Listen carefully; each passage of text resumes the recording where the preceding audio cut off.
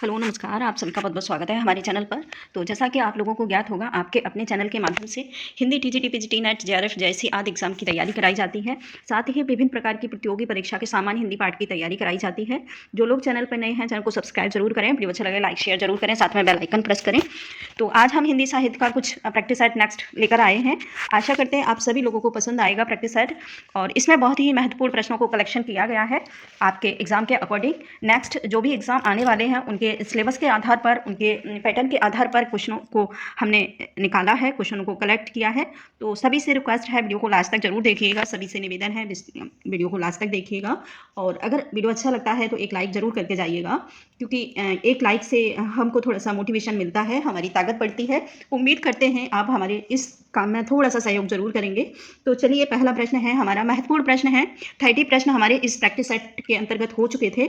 हमारी एक 500 प्रश्नों की प्रश्नोत्तरी श्रृंखला चल रही है, जिसमें हमारे 30 क्वेश्चंस हो चुके हैं। नेक्स्ट आज उन प्रश्नों के आगे वाले प्रश्नों को देखेंगे, और उम्मीद करते हैं सभी को अच्छे लगेंगे। डाउट होता है तो प्लीज़ हमें कमेंट के माध्यम से जरूर बता सकते हैं। तो चलिए, पहला प्रश्न है, हरिवंश राय बच्चन की आत्मकथा के कितने भाग प्रकाशित हुए हैं? ऑप्शन है 1, 2, 3, 4।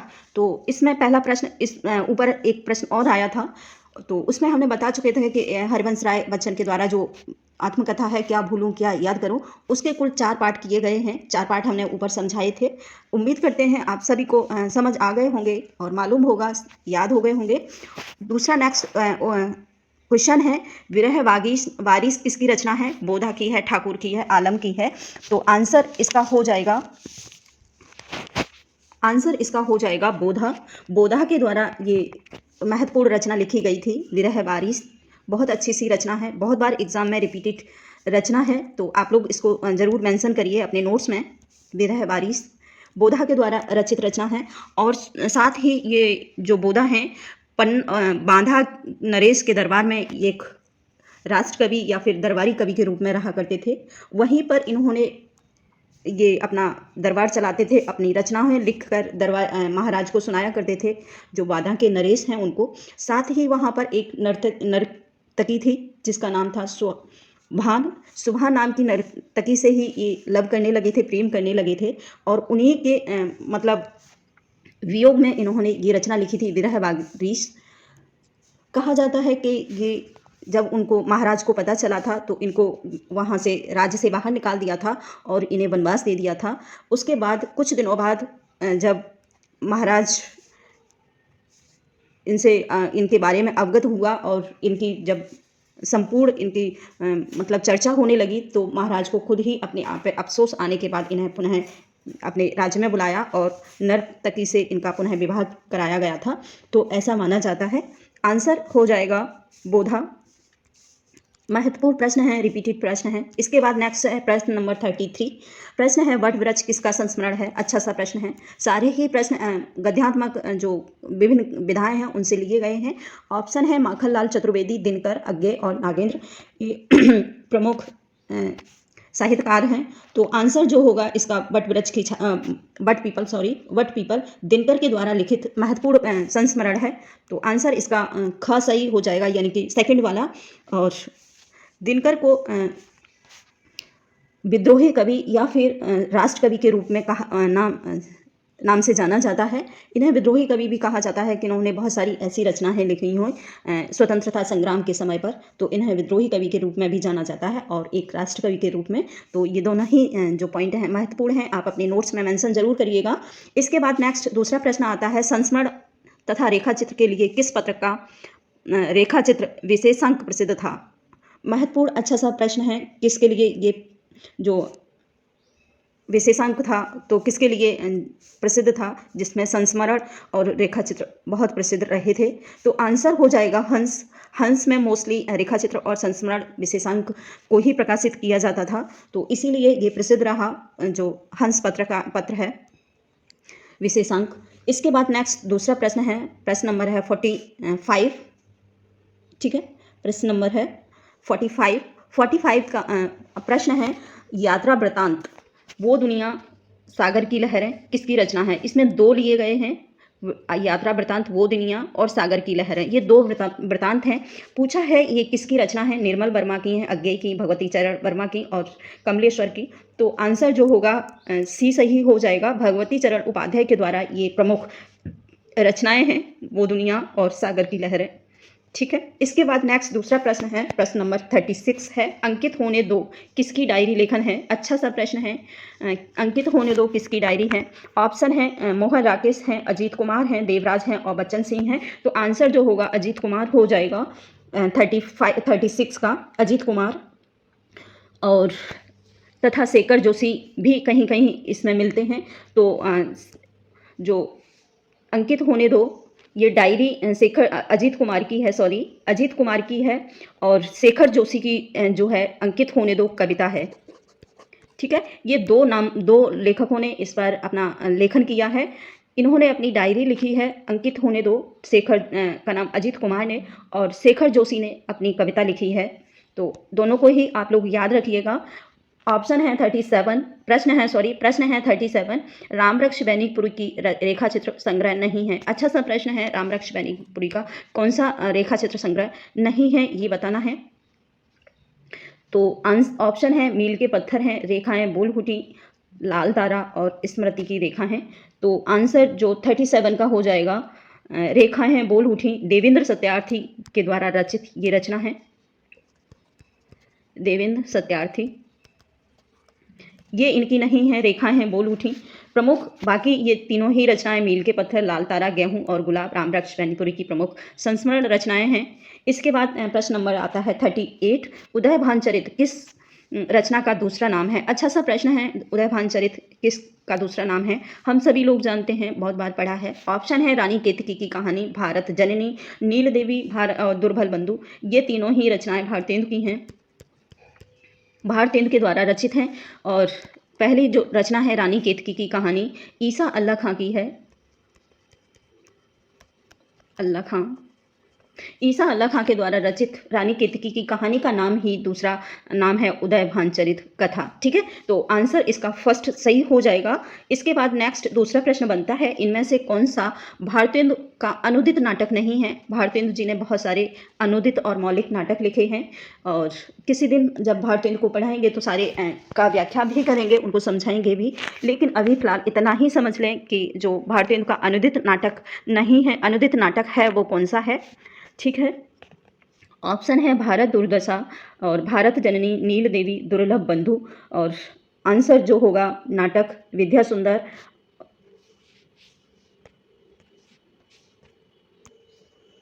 आंसर हो जाएगा इसका डी सही, दुर्लभ बंधु इनका एक अनुदित नाटक है, दुर्लभ बंधु। और इन्होंने कुल जो अनुदित नाटक 8 लिखे हैं, 8 नाटक हैं। इसमें है पहला है विद्या सुंदर, विद्या सुंदर, इसे 1964 में लिखा है, 1864 सॉरी 1864 में इन्होंने लिखा है। दूसरा है चोर पंचासिका और पंचासिका, रत्नावली, पाखंड विडंबन और प्रबोध, चंद्रोदय, कपूर मंजरी, दुर्लभ बंधु। इस प्रकार से इनके प्रमुख 8 अनुदित नाटक हैं। तो आप लोग इसको जरूर अपनी नोट्स में मेंशन करिएगा। इसके बाद प्रश्न आता है 40, रामचंद्र शुक्ल ने हिंदी गद्य के प्रवर्तकों में इनमें से किसको स्थान दिया है हिंदी गद्य के प्रवर्तकों में।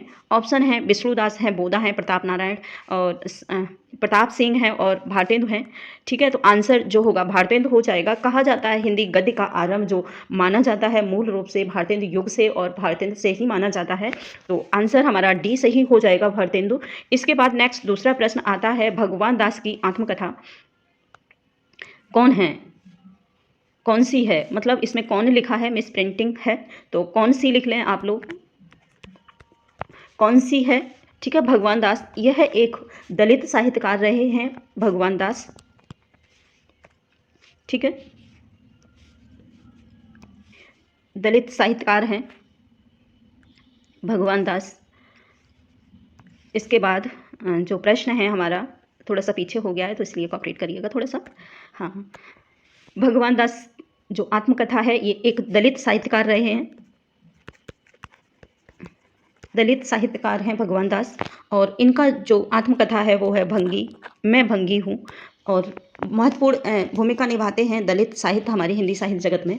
कोई ना कोई एक प्रश्न जरूर बनता है दलित हिंदी साहित्य से, तो आंसर इसको जरूर याद रखिएगा। नेक्स्ट दूसरा प्रश्न है 42, गोल्ड स्मिथ के डेजर्ट विलेज का हिंदी अनुवाद उजड़ ग्राम से हिंदी में किस कवि ने किया है। अच्छा सा प्रश्न है, बहुत बार आता है। गोल्ड स्मिथ के डेजर्ट विलेज के द्वारा जो लिखा हुआ है डेजर्ट विलेज नामक, उसका अनुवाद उजड़ ग्राम से किया है, वो किसने किया है ये बताना है। ऑप्शन है विष्णुदास हैं, श्रीधर पाठक हैं, और प्रताप सिंह हैं, भारतेंदु हैं। तो आंसर जो होगा वो हमारा हो जाएगा ख सही। श्रीधर पाठक के द्वारा ही ये प्रमुख रचना लिखी गई है उजड़ ग्राम, महत्वपूर्ण रचना रही है। इसके बाद नेक्स्ट आता है प्रश्न 43, प्रेमचंद से पूर्व लिखे गए हिंदी उपन्यास का मूल उद्देश्य क्या था, ये बताना है। जो प्रेमचंद से पहले लिखे गए उपन्यास थे, उनका जो मूल उद्देश्य था लिखने का उपन्यासों का, वो क्या था। मनोरंजन था, या मनोविश्लेष था, मनोरंजन एवं सुधार था, या फिर दुर्लभ था। और आंसर जो होगा वो हो जाएगा सेकंड वाला सही, मनोरंजन और समाज सुधार ही रहा है जो प्रेमचंद से पूर्व उपन्यासकारों का उद्देश्य। तो आंसर हमारा सेकंड सही हो जाएगा। इसके बाद प्रश्न है हमारा 44, अमिट रेखाएं किस लेखिका के रेखा चित्र में सम्मिलित हैं। अमिट रेखा है, अच्छा सा प्रश्न है, अमिट रेखा है। तो आंसर है हमारा ऑप्शन है महादेवी वर्मा हैं, कृष्णा सोमती हैं, उषा देवी मित्रा हैं, और सत्यवती मलिक हैं। तो आंसर जो होगा सत्यवती मलिक के द्वारा लिखा गई हैं अमिट रेखाएं रेखा चित्र। तो आंसर डी सही हो जाएगा हमारा। इसके बाद नेक्स्ट दूसरा प्रश्न है 45, महीप सिंह कौन सी रचना का संपादन करते थे। अच्छा सा प्रश्न है। महीप सिंह अपने आप में एक महत्वपूर्ण भूमिका निभाते हैं हिंदी संपादन के क्षेत्र में। तो आंसर है संचेतना है, दुर्लभ है, तिरस्कृत है, लाल तारा है। तो आंसर जो होगा वो हो जाएगा फर्स्ट सही। संचेतना ही महीप सिंह के द्वारा निकाली गई प्रमुख पत्रिका है, जो 1967 में निकाली गई थी, और यह एक त्रैमासिक पत्रिका रही है। दिल्ली से निकलती थी प्रमुख पत्रिका। तो आप लोग ये तीनों ही चीज़ अपने नोट्स में ज़रूर मेंशन करके रखिएगा। इसके बाद प्रश्न आता है 45 प्रश्न है हमारा, इलाचंद जोशी किस वर्ग के कहानीकार हैं। इलाचंद्र जोशी, अच्छा सा प्रश्न है। इलाचंद्र जोशी का मनोरंजनवादी रहे हैं, या फिर सुधारवादी हैं, मनोविश्लेषणवादी हैं, तिरस्कृत हैं। तो आंसर जो हो जाएगा थर्ड सही हो जाएगा। इलाचंद जोशी, अज्ञे और हैं कमलेश्वर, ये 4 ऐसे रचनाकार हैं, 3 जो मनोविश्लेषणवादी में आते हैं। तो आंसर हमारा हो जाएगा थर्ड सही, मनोविश्लेषणवादी कहानीकार रहे हैं इलाचंद्र जोशी। इसके बाद नेक्स्ट प्रश्न है, रजिया किस रेखा चित्र संकलन में संकलित रेखा चित्र है। अच्छा सा प्रश्न है, किस रेखा चित्र में संकलित है। तो आंसर जो हो जाएगा हमारा माटी की मूर्ति, ठीक है। रेखा स्मृति की जो रेखा है ये महादेवी वर्मा के द्वारा लिखित है। और थोड़ा सा इस प्रश्न में मुझे कंफर्म डाउट नहीं हो रहा है, और इसको कंफर्म करके मैं नेक्स्ट उसमें कंफर्म करूंगी। थोड़ा सा डाउट हो रहा है, तो अभी फ़िलहाल इतना ही रखिएगा। इसके बाद प्रश्न है हमारा 48, जन्म के आधार पर सभी इन निबंधकारों का अनुकरण कौन सा है। अनुक्रम हमको बताना है कि इनका मूल रूप से जो जन्म के आधार पर सही अनुक्रम क्या है, सही क्रम क्या है, वो बताना है। तो आंसर हमारा हो जाएगा डी सही। आंसर डी सही हो जाएगा, क्योंकि संपूर्णानंद का जो जन्म है वो हुआ है 1891 में, 1891। रामवृक्ष बैनी का जन्म माना जाता है 1899। वासुदेव शरण अग्रवाल का जो जन्म माना जाता है वो 1906 माना जाता है। तो इस प्रकार से जो सही अनुक्रम है वो डी सही हो जाएगा। इसके बाद नेक्स्ट दूसरा प्रश्न है, ज़्यादा अपनी कम पराई किसकी रचना है। अच्छी सी रचना रही है ज़्यादा अपनी कम पराई। तो आंसर है ऑप्शन है उपेंद्र नाथ अस्क, दिनकर, यशपाल, या फिर हरि नारायण गुर्जर। तो आंसर हमारा हो जाएगा फर्स्ट सही। उपेंद्र नाथ अस्क के द्वारा ही ये प्रमुख रचना लिखी गई है, ज़्यादा अपनी कम पराई। महत्वपूर्ण रचना रही है इनकी ये। इसके बाद नेक्स्ट दूसरा प्रश्न है, प्रश्न नंबर 50 आता है, 50 है निर्मल वर्मा का प्रथम उपन्यास कौन सा है। अच्छा सा प्रश्न है, प्रथम उपन्यास इनका कौन सा रहा है निर्मल वर्मा का। तो आंसर हमारा 2 सही हो जाएगा। वे दिन इनका प्रथम उपन्यास है, अच्छा उपन्यास रहा है, प्रमुख महत्वपूर्ण उपन्यास है। इसका जो रचनाकाल रहा है 1964 ईस्वी रहा है। तो आंसर आप इसको ज़रूर याद रखिएगा। इसके बाद दूसरा जो उपन्यास है रेखा चित्र, ये बनारसी दास के द्वारा लिखित है। ठीक है, रेखा चित्रलेखा ये बनारसी दास का है, बनारसी दास के द्वारा लिखा हुआ है। इसके बाद दूसरा आता है घृणामयी, ये शेखर जोशी के द्वारा लिखित है, घृणामयी। ठीक है, शेखर जोशी के द्वारा है। इसके बाद प्रश्न है नेक्स्ट, दूसरा है नीड का निर्माण किसकी आत्मकथा है। बहुत सारे प्रश्न बनते हैं हमारे हरिवंश राय बच्चन की आत्मकथा से। 3 प्रश्न हम इस प्रैक्टिस सेट में ले चुके हैं और तीसरा प्रश्न दोबारा से फिर आया है, नीड का निर्माण किसकी आत्मकथा है। ऑप्शन है यशपाल है, हरिवंश राय बच्चन है, भीष्म साहनी है, महादेवी वर्मा है। तो आंसर हमारा सही हो जाएगा 2 सही, क्योंकि ये 4 भागों में विभाजित है, अलग अलग इसके नाम रहे हैं। इसके बाद प्रश्न नंबर आता है 52, हिंदी के प्रथम रिपोर्टर्जा है लक्ष्मीपुरा शिवदान सिंह चौहान। ठीक है, शिवदान सिंह चौहान। दूसरा है देश की माटी भवंत आनंद के द्वारा है, युद्ध यात्रा धर्मवीर भारती का है और प्लाट का मोर्चा शमशेर बहादुर का है। तो ये प्रमुख रिपोर्टर्जा रहे हैं। आंसर जो होगा वो हमारा फर्स्ट सही हो जाएगा। शिवदान सिंह चौहान के द्वारा लिखित लक्ष्मीपुरा ही हिंदी का प्रथम रिपोर्टर्ज माना जाता है। तो आंसर हमारा फर्स्ट सही हो जाएगा। इसके बाद नेक्स्ट दूसरा प्रश्न है हमारा 53, हिंदी का पहला स्वतंत्र मौलिक निबंध है। अच्छा सा प्रश्न रहा है, ये थोड़ा सा घुमावदार प्रश्न है। और हिंदी का पहला स्वतंत्र मौलिक निबंध, ऑप्शन है ठेले पर हिमालय धर्मवीर भारती का, आखिरी चट्टान मोहन राकेश का है, राजा भोज का सपना शिव प्रसाद सिंह का है, एक बूंद सहसा उछली अज्ञे का है। तो आंसर हमारा थर्ड सही हो जाएगा, राजा भोज का सपना शिव प्रसाद सिंह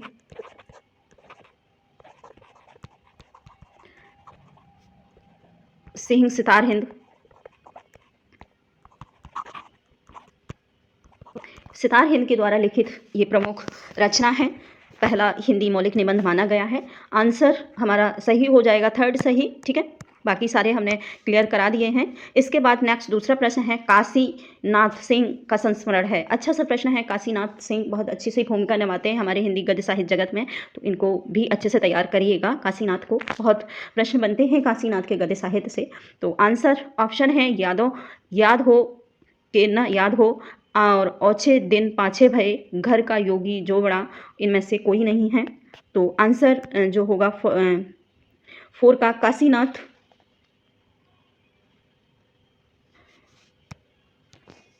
आंसर हो जाएगा सभी, क्योंकि ये सभी जो भी संस्मरण हैं, सभी संस्मरण काशीनाथ के द्वारा ही लिखित हैं। और कहा है कि इनको ज़रूर तैयार करिएगा। काशीनाथ को महत्वपूर्ण भूमिका निभाते हैं हिंदी साहित्य जगत के में। तो ये सभी इनके सभी संस्मरण हैं, याद हो न हो और औछे दिन पाछे गए भय, घर का जो भी जो बड़ा, इनमें से सभी। तो सभी आंसर हमारा 4 सही हो जाएगा, डी। ये सभी ही संस्मरण इनके हैं काशीनाथ के। इसके बाद नेक्स्ट और लास्ट प्रश्न है हमारा, रिपोर्टर्जा किस भाषा का शब्द है। अच्छा सा प्रश्न है और सादा सा है। तो ऑप्शन है उर्दू है, हिंदी है, फ्रांसीसी है और अरबी है। तो आंसर थर्ड सही हो जाएगा। फ्रांसीसी जो भाषा है यही हमारे हिंदी की प्रमुख रिपोर्टर्जा की भाषा है।